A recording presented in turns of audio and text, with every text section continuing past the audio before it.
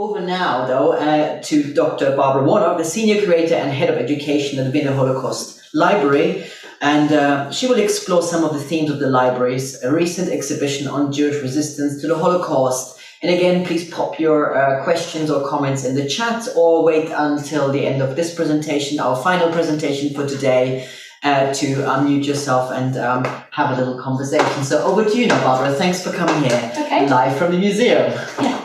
Here we go. Okay. Barbara, I think we're on. Yeah. Okay. Hi everyone. Good to be here today. I'm glad to be doing this in person, but also to be seeing some of you online as well. So yes, I'm going to just talk to you about some of the kind of themes and stories and sources that were used in our recent exhibition, Jewish Resistance to the Holocaust. So this exhibition was first shown in late 2020, but then we did actually restage it briefly this in September, just because just to try and allow a few more people to see it, because it's obviously been quite affected by COVID, unfortunately. So that's just the poster on the screen there. So just to say a little bit about the kind of genesis of the exhibition, we had a couple of reasons why we wanted to do an exhibition at the library on this theme.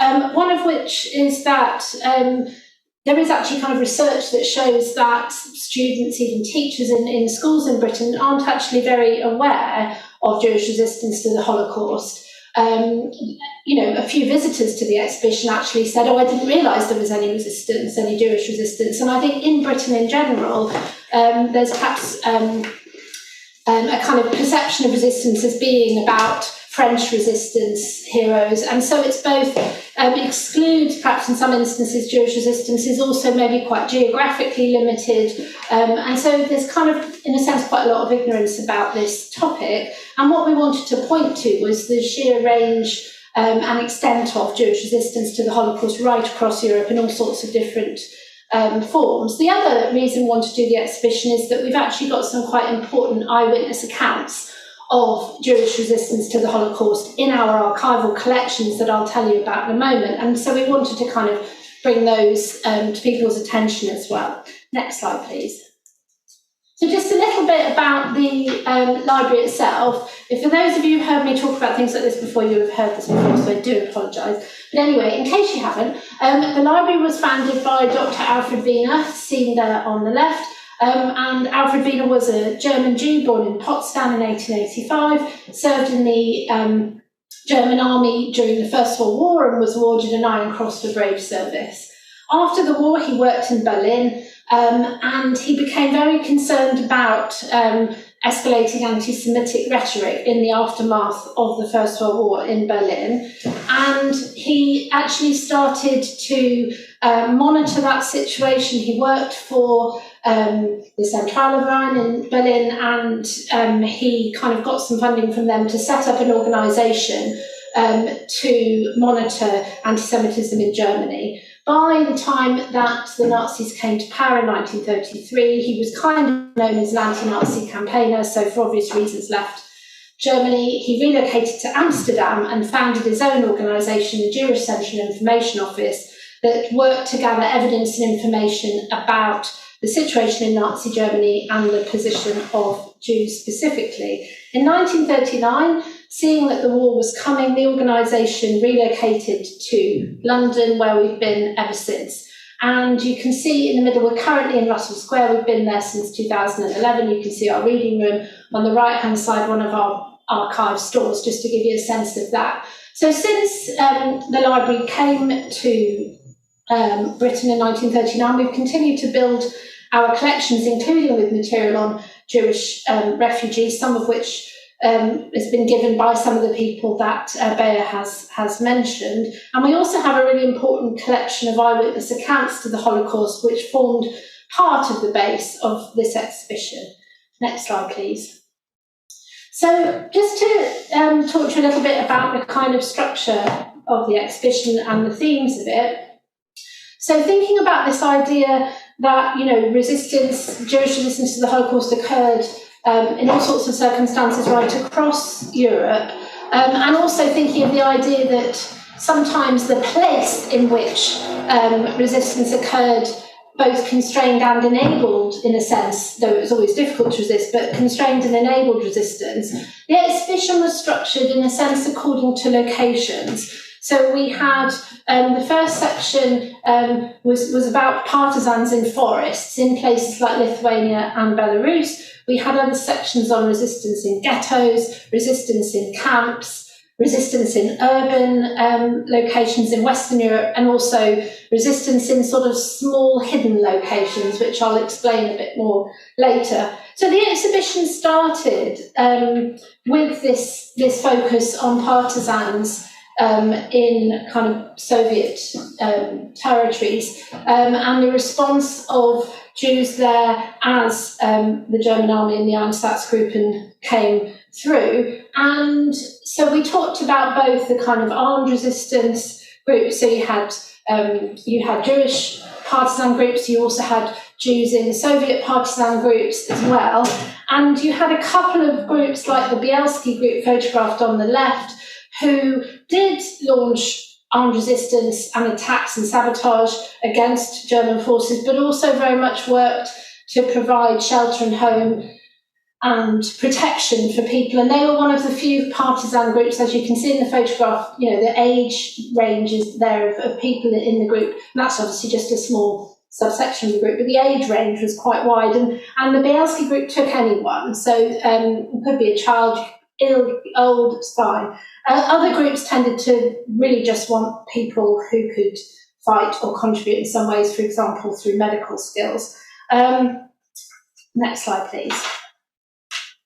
So we also told the story of the Avengers armed resistance group led by Abercovna and others there, and that's then in Vilna at the end of the war after the Red Army had liberated the city. The library doesn't have so many testimonies relating to the situation in kind of the Soviet territories, partly because of our history being very tied to kind of Germany, partly because of the number of survivors, or rather the tragic absence of survivors. But we do have some accounts in our collections that relate to partisans. So on the right there is an account that we've got in our eyewitness collection, and this relates to the experience of a man called Weichselbaum, and he was in actually the French Maquis, the French partisan group, and he fulfilled various different functions, sometimes in armed resistance. He was involved in child rescue as well. So he gave this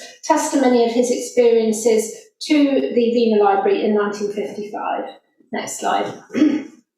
So the next section of the exhibition focused on resistance in ghettos, and some of the resistance that we focused on was what you might term spiritual resistance. So this was kind of resistance that was focused upon maintaining cultural or religious traditions. Education might be focused on social work, on food banks and keeping people fed, and also maintaining cultural activities. And we've got a copy of this wonderful photograph in the library's archives from Łódź at some point during the existence of the ghetto, and it actually depicts a musical evening organised in Łódź. And the exhibition took a deliberately quite capacious view of what constituted resistance, and essentially saw that in the context of an attempt to completely annihilate Jewish culture and Jewish people, that kind of trying to maintain a sense of self, just even trying to stay alive in the face of Nazi persecution,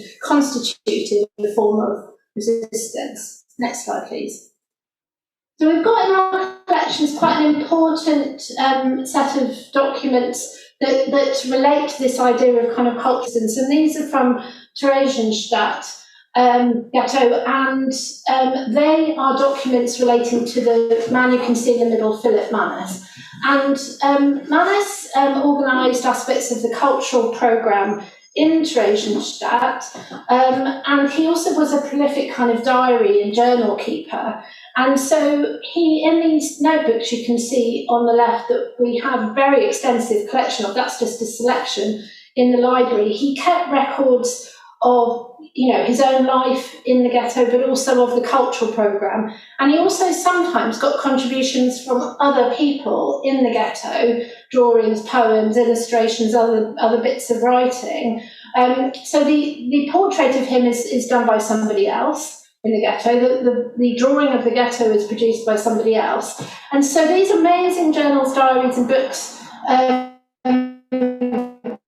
are a real record of Jewish life and culture in Trojanstadt Ghetto. Manus and his wife were ultimately deported to Auschwitz and killed, but he left behind his diaries and journals with a friend. They survived. They were passed to his family who donated them to the library. So we're fortunate enough to have this amazing collection in the library. Next slide, please. So just a few more things we talked about in the section on ghettos related to this idea of cultural spiritual resistance. So we looked at the way the paper brigade in Vilna, so there's some of members of the paper brigade at the top, secretly worked to preserve documents relating to Yiddish culture in Vilna, whilst they were supposed to be kind of sorting these documents out for destruction by the Nazis. They kept some of them and preserved some of them and worked to try and maintain those records. The photograph below is of some boys on their way to a religious school in Kovno ghetto, and there were many kind of illegal schools in ghettos trying to keep education and sometimes religious traditions going. And then on the right, a photograph from after the war in the ruins of the Warsaw ghetto, two surviving members of the so-called Joy of Sabbath organisation, who quite consciously worked to preserve records of what was happening and of Jewish life in the Warsaw ghetto for kind of history and posterity. And, they gathered testimonies, accounts, documents and other things. And once the Joy of Sabbath organisation realised that the ghetto was going to be liquidated, they buried the materials that they'd collected, in this instance in a milk can. And luckily, the man on the right, can't remember his first name, Herr Wasser, I'll call him, he was able to locate this particular set of documents, and he's pictured there with Rebecca Lauerbach, who was also involved in the organisation. Next slide. So we also looked at the armed resistance that there was in ghettos, though. So, there were many armed groups. There were different attacks and different incidents, but the most sustained kind of armed resistance was, the Warsaw Ghetto Uprising in April to May 1943. And we told the story in the exhibition of Tosha Altman, and she was involved in the Warsaw Ghetto Uprising. She died from, it's a bit uncertain, but probably from injuries sustained as a result of that. But previously she had worked as a courier and had used false Aryan papers to move between ghettos in German-occupied Poland, spreading information and also weapons. She had helped establish an armed group in the Krakow ghetto. So her story is quite a remarkable one. Next slide, please. So we also looked at resistance in camps, and because of the kind of limitations of our space, for those of you who've seen it, you'll know we're not a huge kind of gallery. We really just focused on death camps, but there was resistance in all sorts of camps. But it's just quite remarkable, I suppose, in these incredibly extreme circumstances in death camps, that there was resistance. And this really amazing photograph was taken from a distance of Treblinka death camp on the 2nd of August 1943, when the Jewish prisoners there launched an uprising, seizing weapons and starting fires and attacking guns. And the reason the person took this photograph is that he was actually a member of the Polish underground. There was a station master, but also connected with the Polish resistance, and had already been sort of supplying information about Treblinka near where he worked, and he took this photograph. So it's a remarkable record of the uprising. At Treblinka, a few hundred prisoners managed to escape. I think it was 70 managed to survive the war. Next slide, please. So we also looked at some of the kind of spiritual type, cultural type resistance, you might call it that, in death camps as well. So such as the so-called Auschwitz scrolls. So this very damaged document was buried along with a number of other documents near the crematoria in Auschwitz. So a number of Sonderkommandos, so Jewish forced or slave labourers forced to work at the crematoria, kept different written records. And this is an account by a person later executed by the Nazis, Leib Landquist, of what happened when his village was liquidated in effect. So, these are quite amazing documents that were buried by people who did not survive to see them retrieved. Next slide. In Auschwitz, there was also a Sonderkommando armed uprising, and Alle Gertner on the left there was involved in munitions work, and she and some other women smuggled gunpowder to Sonderkommando at crematoria to allow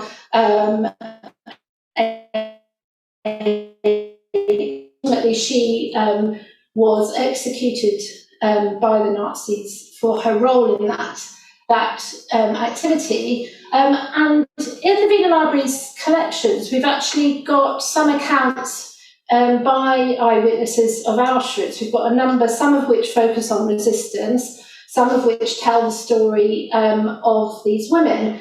But another account that I've put up there is to do with Marla Zimmerbaum, and she was a kind of resistor in Auschwitz who worked against the authorities there and also worked to support other prisoners and tried to escape, and ultimately was captured and executed. And there are actually 3 accounts in our eyewitness testimonies collection relating to the story of Marla Zimmerbaum. So she seems to have really had an impact on people and been remembered.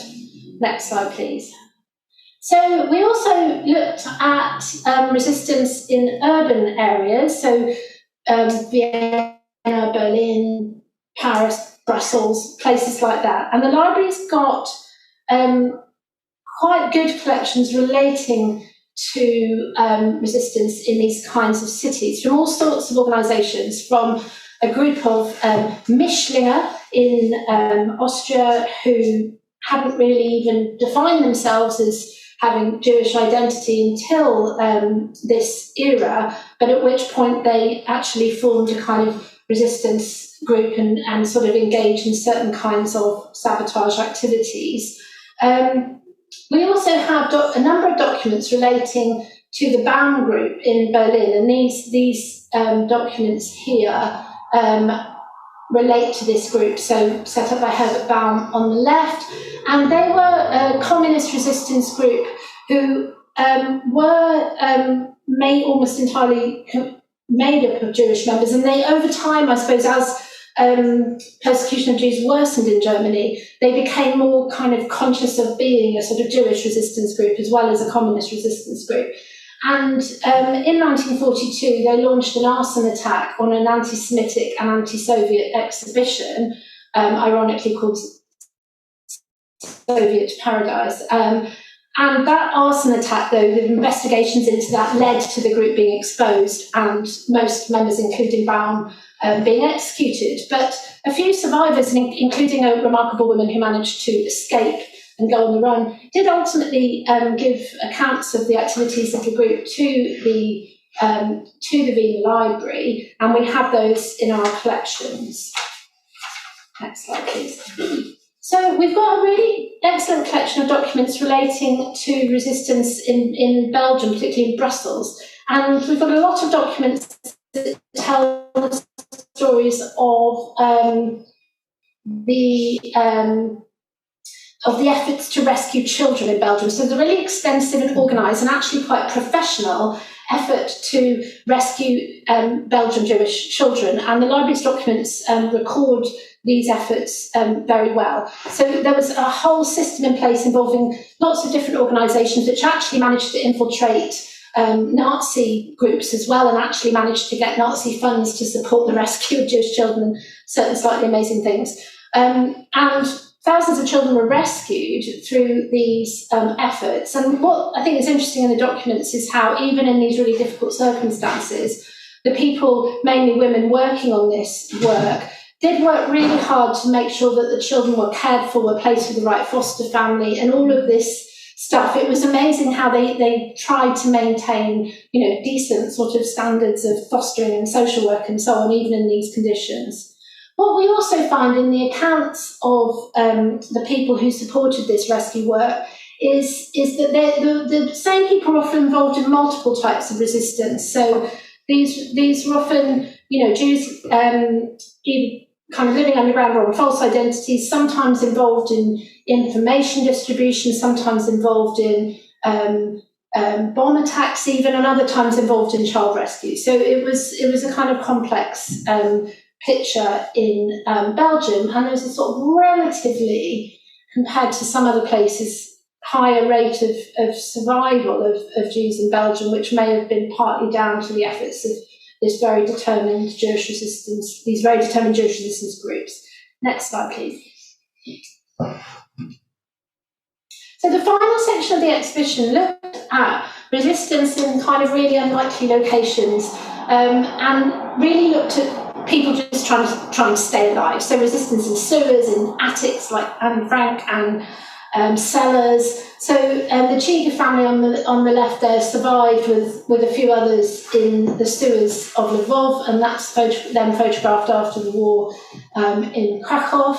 And the document on the right relates to the story of a young boy. This is from our eyewitness accounts collection, and it relates to the story of a young boy who managed to escape from the Przemyśl ghetto in Poland and then hid, with the assistance of a local farmer, hid with a girl in a potato patch. Essentially, there was a cavity under the pile of potatoes and some wood, and they hid there till the Red Army came along. So they just hid in this dreadful, cramped conditions. Next slide, please. So we told the story of the so-called U-boats, so U-boats. These are people who lived in places like Berlin and Vienna, kind of in hiding of different types, including Ingrid Deutschkron. And she and her mother survived in Berlin in various different ways throughout the war. So sometimes Ingrid actually had, Aryan papers and worked. Other times they hid in, for example, a friend of theirs hid them overnight in her shop, and in the morning they would kind of pretend to be the first customers and then go out all day. Other times they hid out in a remote farm, build an account to the Wiener Library as well. Next slide, please. And then actually, we now have a document that links to Bear's presentation because it's in our collection, given to the library. This is the document on the left by Anne Kirk. And this is a very fragile Red Cross message. And we included it in the exhibition because Anne's father, in really difficult circumstances in Berlin, on his own, managed to get this message to the sisters who were fostering Anne, who he calls in this message Penella. And I suppose it feels like for somebody in that situation to try and get information out about what was happening is its own form of resistance. So if you look at it says it's from Franz Israel Kuhn. He's in Berlin. He's writing to he's the father of the foster child, essentially. He's writing to the foster mother, Millie Levy, who writes to her at her bank, not at home. And he says in his message, sorry, bad news, mummy, by which he means his wife, emigrated, and he gives the date and number of the transport that she was on. Please appease Penella, I'm terrified myself, but hoping confidently reunion with family after the war. But as you already know from Bear's presentation, tragically, he was killed in Auschwitz. But it's just such a powerful little document that we're fortunate enough to have in the collection. And, you know, we also featured a little bit on Anne Frank's story, obviously, of her hiding and the diary that she kept, which obviously gives such a vivid sense of her and her spirit. And then it's the final slide. So, yeah, just that, just some links there that you might find useful about the exhibition and other things. We've got an online version now, which has all the documents, and it isn't massively visually appealing because we don't have the best online exhibition setup, but you can have a look at some of the documents and information. So yeah, that was what I wanted to share with you today. So thank you.